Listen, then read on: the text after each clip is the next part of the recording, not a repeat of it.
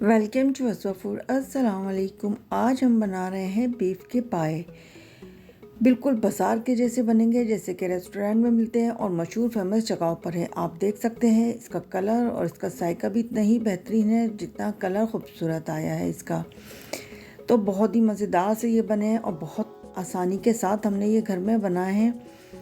बहुत मज़े के बनते हैं मेरे पाए, हमेशा सभी पसंद करते हैं। तो सबसे पहले हमने पाए ले लिए जिनको बाहर से ही हमने साफ़ करवाया था।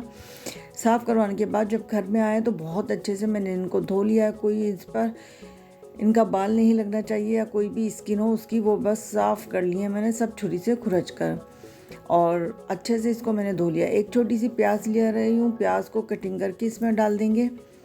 बिल्कुल छोटी सी लेनी है, 4 पाए थे ये पूरे। और इसके अंदर डाल दिया हमने 1 टेबल स्पून नमक, 2 पिंच के करीब मैंने हल्दी डाली है इसके अंदर, क्योंकि अभी ज़्यादा मसाले नहीं डालेंगे, बाकी मसाले जब हम बनाएंगे उसमें डालेंगे। 1 टेबल स्पून भर का बिल्कुल फ्रेश अदरक लहसुन का पेस्ट लिया है। और अब इसके अंदर हम इतना पानी भर देंगे कि ये हड्डियाँ जो इसका पाए हैं वो डिप हो जाएँ।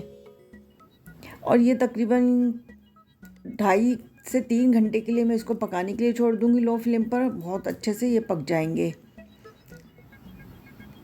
तो उसके बाद हम मसाला बनाएंगे इसका। अब मैं इसको कवर करके रख देती हूँ। मिलते हैं 2-3 घंटे के बाद। 2 घंटे के बाद मैं चेक करती रहूँगी बीच में। इसके बाद हम इंशाअल्लाह ताला जब जैसे ही अच्छे गलेंगे, और इतने भी नहीं गलने चाहिए कि हड्डियों से उतर जाएं। अब हमने ले ली है ये दरमियाने साइज़ की छोटी प्याज है हमारे पास। ये 5 प्याज ली हमने, क्योंकि मसाला हमारा प्याज से ही बनेगा इसके अंदर। प्याज को हमने 2 कप ऑयल के अंदर इसको फ्राई करने के लिए रख दिया। बिल्कुल फ्राई नहीं करेंगे, जैसे ही कलर आएगा इसको निकाल के ग्राइंड कर लेंगे। मैं दही के साथ करूँगी, पानी के साथ नहीं। आधी दही मैं इसमें शामिल कर दूँगी प्याज के साथ, और आधी हम बचा लेंगे मसाले में डालेंगे। लहसुन डालकर हमने फ्राई कर लिया है इसके अंदर। अब हम थोड़े थोड़े से जो गरम मसाले हमने लिए हैं ये, और ये मसाले जिसमें लाल मिर्च, धनिया पाउडर, जायके के हिसाब से आप ले लें जितना टेस्ट आप खाते हैं। कम या ज़्यादा मिर्चें कर सकते हैं आप।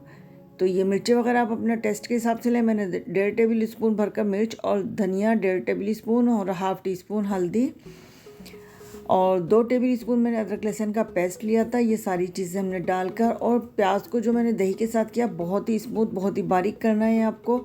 मसाला उसी से बहुत अच्छा बनेगा। और मसाले की हमें इतनी अच्छी सी भुनाई करनी है।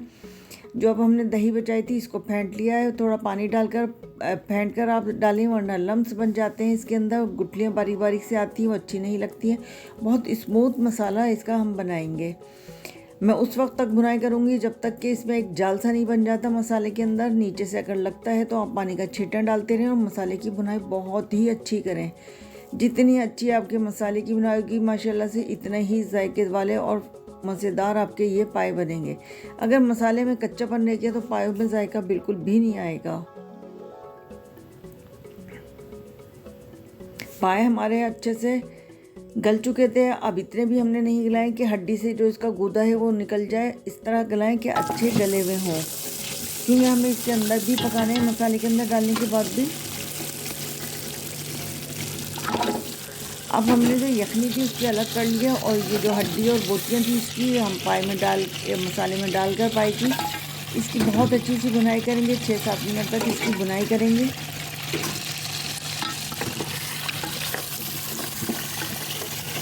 मसाला भुनने में तकरीबन मुझे 20 मिनट लगे हैं। बहुत अच्छा मसाला भुना है हमारा। तो इसको भी हमने बहुत अच्छा सा भून लिया है। चमचा आप ऐसा चलाएं नीचे की तरफ से ले जाकर, ताकि हड्डियों से जो गोश्त इसका गूदा है वो नहीं निकले, और इसी तरह हमारे मज़ेदार से पाए रहेंगे। अब यखनी थी वो हम इसमें शामिल करने वाले हैं, क्योंकि सारा जायका, सारा फ्लेवर जो है इसी पानी में आ गया है।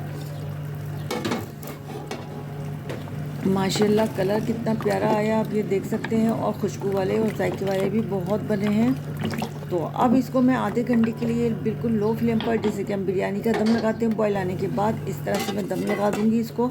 आधे घंटे तक ये पकते रहेंगे।